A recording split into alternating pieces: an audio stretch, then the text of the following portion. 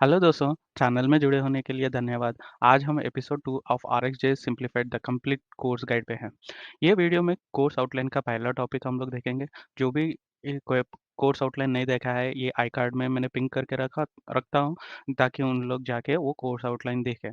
तो टॉपिक में जाने के पहले एक नोट है ये दोस्तों, ये कोर्स में पहले 4 टू 5 वीडियोस थियरी रहता है, मीन्स 70% थियरी, 30% प्रैक्टिकल रहता है। उसके बाद जब हम ऑपरेटर्स या एडवांस टॉपिक्स में जाता है, तब 30% थियरी, 70% प्रैक्टिकल रहता है। ये ऐसा क्यों है? समझो आप एक घर बनाने वाले हो, उसके लिए आपको बेसमेंट बहुत मजबूत बनाना पड़ेगा। क्यों बनाना पड़ेगा? ताकि आपका घर आसान से बन जाए। तो मैं ये कॉन्सेप्ट के बारे में इतना स्ट्रेस क्यों कर रहा हूँ, ताकि आपको आगे जाके जो भी कॉन्सेप्ट है, आपको ईज़ी समझ में आने के लिए बता रहा हूँ। और ये पूरा कोर्स होने के बाद आप आरएक्सजेएस में बहुत मजबूत भी बन जाएँगे, ठीक है? ये वीडियो एंड तक देखना ज़रूरी है दोस्तों। जिनको ये टॉपिक ऑलरेडी पता है, मैं कॉन्फिडेंटली बता सकता हूँ कि एटलीस्ट एक टॉपिक आपको नया सीखने के लिए मिलेगा। मेरा नाम है Vinod Kumar, welcome to my channel. चलो शुरू करते हैं। अभी हम लोग देखते हैं व्हाट इज़ आरएक्सजेएस। ये जो आप स्क्रीन पे देख रहा हो ना, ये जो डेफिनिशन है, मैंने आरएक्सजेएस वेबसाइट से लिया है। तो आर ये इसके बारे में पूरा पढ़ेंगे डेफिनेशन, और उसके बारे में हर एक सेंटेंस का, हर एक वर्ड का मीनिंग ब्रेक डाउन करके हम लोग आगे उसका इम्पोर्टेंस देखेंगे। तो पहले हम लोग ये डेफिनेशन देखेंगे। तो उन लोग बोल रहा है कि RXJS is the library for composing asynchronous and event based programs by using observable sequences. तो उन लोग बोल रहे हैं मेरे पास एक ऑब्जर्वेबल सैटेलाइट टाइप्स है, जैसा ऑब्जर्वर, शेड्यूलर्स एंड सब्जेक्ट्स है, एंड ऑपरेटर्स भी है, जैसा आरए का मेथड्स है, जैसा इन लोगों के पास भी बहुत सारे ऑपरेटर्स है for handling asynchronous events as collections. तो उन लोग और एक पॉइंट भी बता रहे हैं। तो think of RxJS as Lodash for events. तो जिन लोगों को लोडैश पता नहीं है, लोडैश एक लाइब्रेरी होता है जो यूटिलिटी फंक्शंस है, जिसको यूज करके आप एप्लीकेशन इजी बना सकते हो। तो RxJS भी उन लोग क्या बना रहे हैं? RxJS is also a Lodash for events. तो think of RxJS as a Lodash for events, ठीक है? अभी तक डेफिनेशन ठीक है। हम लोग पहले सेंटेंस में जाएंगे। पहले सेंटेंस का हर एक वर्ड का मीनिंग हम लोग आगे जाके क्या है RxJS इज ए लाइब्रेरी बोल रहे हैं हम लोग। तो लाइब्रेरी और फ्रेमवर्क का डिफरेंस क्या हो सकता है? आपको एक क्वेश्चन आ सकता है, और ये इंटरव्यू में भी पूछ सकते हैं। तो आगे जाके हम लोग लाइब्रेरी या फ्रेमवर्क का डिफरेंस समझने के लिए कोशिश करेंगे। अभी हम देखते हैं लाइब्रेरी वर्सेस फ्रेमवर्क का डिफरेंस क्या होता है। तो उन लोग बोल रहे हैं RxJS इज लाइब्रेरी। तो लाइब्रेरी क्या होता है? तो library is an application code where developers can use this methods to change the application flow. तो लाइब्रेरी में बहुत सारे मेथड्स, जैसा मैंने बोला, मेथड्स या फंक्शंस जो भी होता है, उसको यूज करके आप एप्लीकेशन को इजी बना सकते हो। तो एग्जांपल्स क्या होता है? तो लोडैश, मोमेंट, RxJS और रिएक्ट। तो इधर हम लोग ये पॉपुलर चीज रिएक्ट भी हम लोग बोल रहे हैं कि ये लाइब्रेरी है। तो हम लोग एप्लीकेशन बनाने के लिए ऐसा रिएक्ट के दूसरे लाइब्रेरीज के साथ हम लोग एक नया एप्लीकेशन भी बना सकते हो, ठीक है? तो अभी फ्रेमवर्क क्या होता है? तो framework is like one stop solution for building this applications, ठीक है? जैसा आप स्कैफोल्डिंग होता है, पूरा एक साथ हम लोगों को मिल जाएंगे। अ, और हम लोग उसको कलेक्शन ऑफ लाइब्रेरीज भी बोल सकते हो। जैसा एंगुलर है, राइट? एंगुलर पे हम लोगों को जोन जेएस मिलता है, एंगुलर मटेरियल मिलता है, RxJS इनबिल्ट मिलता है। तो उसको यूज करके हम लोग एप्लीकेशन इजी वे में बना सकते हो। एग्जाम्पल्स है angular JS, Vue JS and many more. अभी तक आप लोगों को लाइब्रेरी और फ्रेमवर्क का डेफिनेशन पता हो गया। अभी हम लोग एक पिक्टोरियल रिप्रेजेंटेशन में उसको बहुत आसान से समझने के लिए कोशिश करेंगे, ठीक है? तो जैसा आप एक पिक्चर देख रहे हो ना स्क्रीन पे, तो ये घर बनाने के लिए यूजफुल टूल्स हैं, ठीक है? Think this complete picture as one library. तो लाइब्रेरी में हर एक सारे टूल्स रहता है, हर एक टूल का हर एक मीनिंग होता है, हर एक फंक्शनैलिटी होता है, ठीक है? जो हैमर कर रहा है वो ये नहीं कर सकता है, जो ये कर रहा है वो हैमर नहीं कर सकता है। तो आपको ये पूरे लाइब्रेरी में डिफरेंट सारे मेथड्स होते हैं, हर एक मेथड एक फंक्शनैलिटी ये करेगा। तो ये क्यों लाइब्रेरी यूज करना है? ये मेथड मैं भी लिख सकता हूँ खुद एप्लीकेशन में। सही है, ये खुद एप्लीकेशन में लिख सकते हो।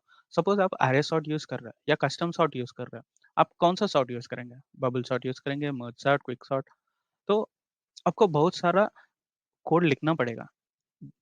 समझो आप एक लाइब्रेरी यूज़ करें, तो उसका method already pre existing and all browser support करता है। तो ताकि आपको ये टूल यूज़ करके आप डायरेक्टली सॉर्ट कर सकते हो। तो ये एक एग्ज़ाम्पल एक लाइब्रेरी के जैसा है, तो जिसमें सारे मेथड्स भी हैं। समझो आप घर बना रहे हो, ठीक है? घर बनाने के लिए क्या-क्या ज़रूरी होता है? ब्रिक्स, सीमेंट और स्टील। ये 3 यूज़ करके आप घर भी बना सकते हो। तो think all of these 3 as a library. तो हम लोग दूसरे लाइब्रेरीज़ को कोलैप्स करके हम लोग एक घर भी बना सकते हैं। नहीं तो क्या कर सकते हैं? ये घर बनाने के लिए दूसरे कॉन्ट्रैक्टर को दे सकते हैं, ताकि उन लोग बिल्ड करके हम लोग घर बना के देता है। तो ये कॉन्ट्रैक्टर है ना, ये जैसा एंगुलर के जैसा है, ये लाइक फ्रेमवर्क के जैसा है, जो खुद वो काम करके हम लोगों को घर दे देता है। ठीक है? ये छोटा-सा एग्ज़ाम्पल है दोस्तों, लाइब्रेरी और फ्रेमवर्क का डिफरेंस आपको ईज़ी वे में समझने के लिए मैंने कोशिश किया था। अ, अभी हम लोग देखा है आरएक्सजेएस लाइब्रेरी का मीनिंग क्या होता है। तो उसके बाद में उन लोग बोल रहे हैं asynchronous and event based programming. तो asynchronous and event based programming क्या होता है? ठीक है? तो ये जो छोटा-सा पिक्टोरियल रिप्रेजेंटेशन है, सिंक्रोनस और एसिंक्रोनस का। तो समझो यह 2 प्रोसेस है, process A, process B, okay? Synchronous में क्या होता है?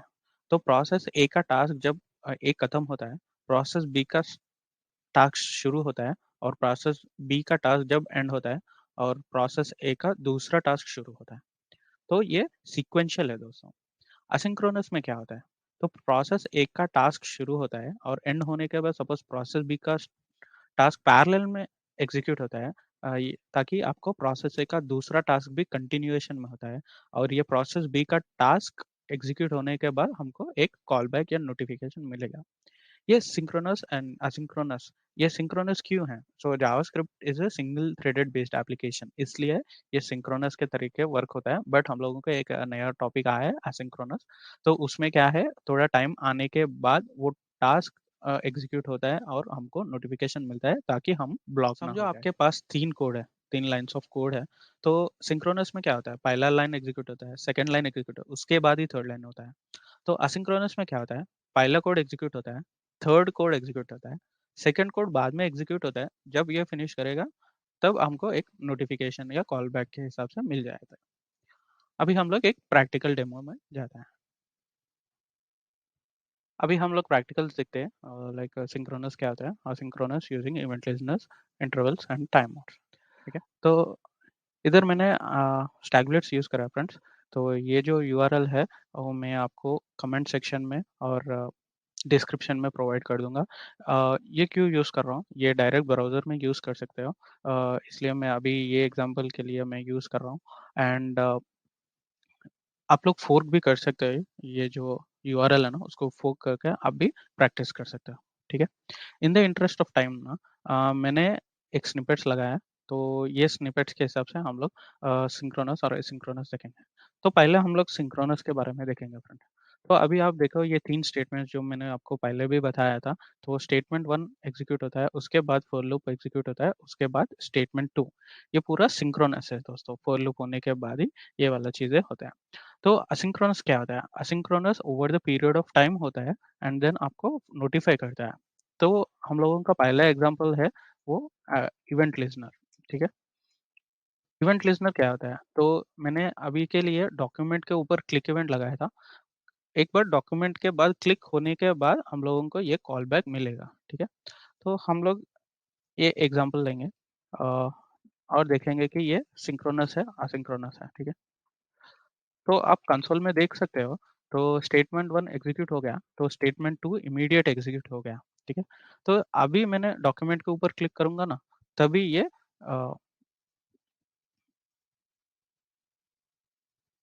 आपको आउटपुट एग्ज़ीक्यूट करेगा, ठीक है?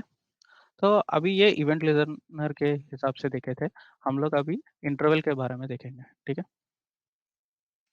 तो इंटरवल भी सिमिलर होता है दोस्तों, एसिंक्रोनस। तो हम लोग क्या करते हैं, ये जो फंक्शन सेट इंटरवल लेता है ना, वो सेट इंटरवल हर एक सेकंड के लिए एग्जीक्यूट होता रहता है। तो ये it's a period of time, तो कितना भी दे सकते हैं, वो टाइम के हिसाब से ये एग्जीक्यूट होते रहता है, ठीक है? तो हम लोग इसको भी हम लोग कंसोल आउटपुट लगा के देखते हैं क्या होता है, ठीक है? मैं ये क्लोज करके ओपन करता हूँ ताकि आपको फिर से स्टेटमेंट 1, स्टेटमेंट 2 एग्जीक्यूट हो गया, उसके बाद सेट इंटरवल रन कर रहा है, ठीक है? तो सेट इंटरवल और सेट टाइम आउट का डिफरेंस क्या होता है? तो सेट इंटरवल क्या होता है, हर बार ये जो फंक्शन हम लोग दिया है ना, वो हर एक मिनट के लिए एग्जीक्यूट होता है। बोले तो हर एक मिली सेकेंड्स जो जितना भी दिया उसके हिसाब से एग्जीक्यूट होते रहता है। टाइम आउट ऐसा नहीं है फ्रेंड्स, टाइम आउट एक बार रन होके क्लोज हो जाता है। आप ये देख सकते हो स्टेटमेंट 1, स्टेटमेंट 2 और मैंने दिया है 3 सेकंड के बाद सेट टाइम आउट एग्जीक्यूट करने के लिए। तो ये भी सिमिलर एसिंक्रोनस लॉजिक है। अभी तक हम लोग एग्जांपल्स देखा है क्लिक इवेंट्स, इंटरवल्स एंड टाइमआउट्स के बारे में। अभी हम लोग एक क्वेश्चन के हिसाब से हम लोग मल्टीपल इवेंट्स का हैंडल कैसे करना है और उसका प्रॉब्लम क्या है हम लोग देखेंगे। तो क्वेश्चन क्या है, मतलब perform a task A after 3 seconds which internally performs another task B for every 1 second after user have clicked anywhere on the document। उन लोग क्या बोल रहे हैं, एक टास्क परफॉर्म करो 3 सेकंड के बाद, उसके अंदर जो टास्क हर एक सेकंड के लिए एग्जीक्यूट होना है, ये पूरे कब एग्जीक्यूट होना है, एक क्लिक इवेंट के बाद, ठीक है? अभी हम इसका कोड देखेंगे कैसा लिखना है। हम अभी इसका कोड देखेंगे तो लेफ्ट साइड आपको जो हम लोग इंडिविजुअल देखा है ना, इवेंट लिस्टनर और set interval and set time out, उसका कंबाइन करके ये जो वाला क्वेश्चन बनाया है। उन लोग क्या बोल रहे थे, set time out after 3 seconds my code should execute, internally वो हर एक सेकंड के लिए दूसरा टास्क एग्जीक्यूट करना है। ये पूरा कब एग्जीक्यूट करना है, डॉक्यूमेंट के क्लिक के ऊपर, ठीक है? अभी इसका आउटपुट देखेंगे। अभी इसका आउटपुट देखते हैं। अभी कुछ भी आउटपुट नहीं है क्योंकि मैंने डॉक्यूमेंट के ऊपर क्लिक नहीं किया।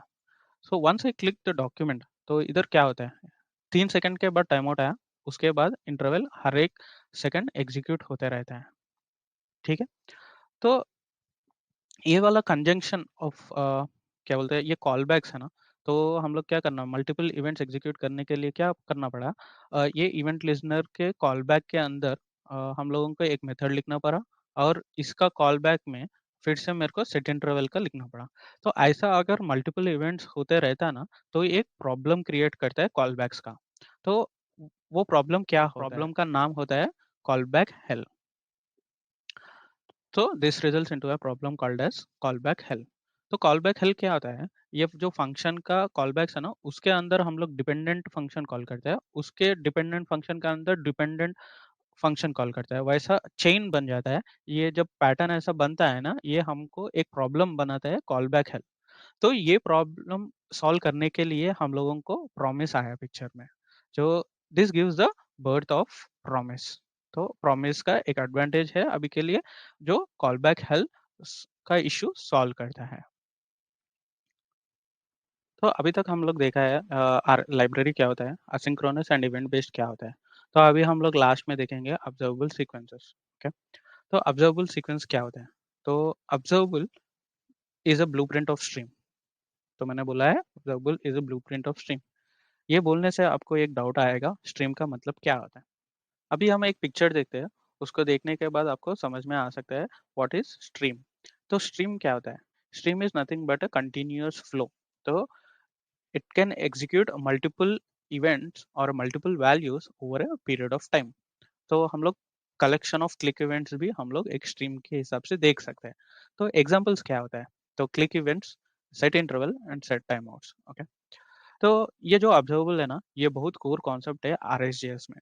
ओके, तो अभी के लिए हम लोग डेफिनेशन ब्रेक डाउन करके पूरा देखा था। अभी इन द कमिंग वीडियोस हम लोग देखेंगे ऑब्जर्वेबल का क्या मीनिंग होता है और हम लोग डीप डाइव करेंगे ऑब्जर्वेबल के बारे में। ओके, कमिंग अप नेक्स्ट हम लोग प्रॉमिस के बारे में पढ़ेंगे, हम लोग डीप डाइव ऑब्जर्वेबल के ऊपर पढ़ेंगे, हम लोग प्रोमिसेस एंड ऑब्जर्वेबल्स का डिफरेंस भी हम लोग देखेंगे। क्यों प्रोमिसेस पढ़ना ज़रूरी है? क्योंकि ऑब्जर्वेबल्स का एक थोड़े एडवांटेज होता है, जो आरएक्सजेएस का कोर कॉन्सेप्ट है, तो वो आपको मालूम होने के लिए प्रोमिसेस के बारे में पढ़ना ज़रूरी होता है, ठीक है? अभी हम लोग समरी देखते हैं, जो भी हम लोग अभी ये वीडियो में सीखा है। तो हम लोग देखा है what is RxJS, library versus framework देखा है, asynchronous and event based programming देखा है हम लोग, उसके बारे में 2 डेमोज़ देखा है। और वो क्या प्रॉब्लम सॉल्व करता है और बोथ ऑफ प्रोमिस क्या होता है, और ऑब्जर्वेबल और उसका नोशन ऑफ स्ट्रीम्स के बारे में हम लोग देखा है। थैंक यू दोस्तों, मेरा नाम है विनोद कुमार। ये जो मेंशन किया है ये मेरा सोशल हैंडलर्स है, ये मेरा वेबसाइट, ये मीडियम, जो आर्टिकल्स मैंने बोला है ना, ये पूरा आपको उधर मिल जाएँगे। तो follow me on LinkedIn, YouTube है progressive learning with Vinod. Thank you दोस्तों। आपको अगर वीडियो अच्छा लगा है, आपको ये कोर्स लोगों को शेयर करना है, तो please do subscribe and share it with your friends. धन्यवाद दोस्तों।